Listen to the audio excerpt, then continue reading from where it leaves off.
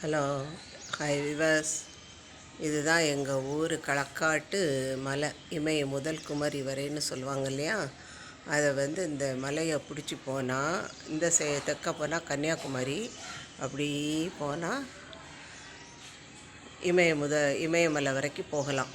இப்படி தான் பழைய காலத்தில் இந்த மலையிலிருந்தெல்லாம் எங்களுக்கு தண்ணி விழுதெல்லாம் அழகாக தெரியும். இப்படி தான் இது பாருங்கள், இதுதான் களக்காடு.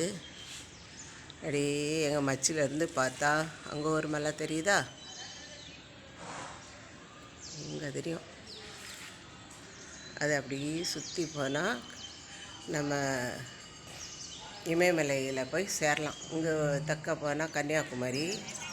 அப்படியே பார்த்துக்கிட்டு இங்கே தெரியுது மலை, இல்லை விழப்பட்டுக்கு. அப்படியே பார்த்தா எங்கள் ஊர் சத்யவாதீஸ்வரர் கோயிலில் வேலை நடக்குது. கோயில் கும்பாபிஷேகத்துக்கு இன்னும் இருக்குது. எங்கள் மச்சிலேருந்து பார்த்தாலே கோபுரம் நல்லா தெரியும். களக்காடை இப்படி இருந்து பார்க்கணும்.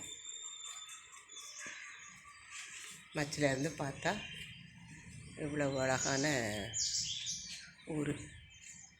இவ்வளோ இடத்த பார்த்துக்கலாம். சூரியன் அழகாக வந்திருக்காரு உதயம் பண்ணி.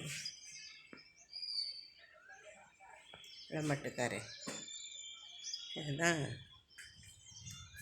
களக்காடு. அதெல்லாம் இப்போ பெரிய பெரிய வீடாக வந்துடுச்சு. முன்னாலெல்லாம் அழகாக மலையெல்லாம் கிட்டக்க தெரியும்.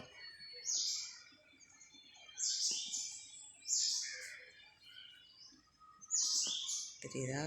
இதுதான் மலை, களக்காடு முண்டந்துறை மலை. உள்ளே போனால் அருவியெல்லாம் அப்படி கொட்டும், சூப்பராக இருக்கும்.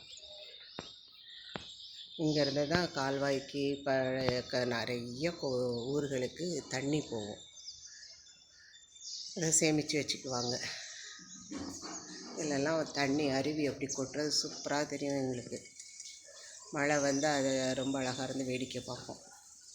இப்போ வீடுகள்லாம் பெரிய பெரிய பில்டிங் வந்த உடனே தெரிய மாட்டுக்கு. சிவாயனம்.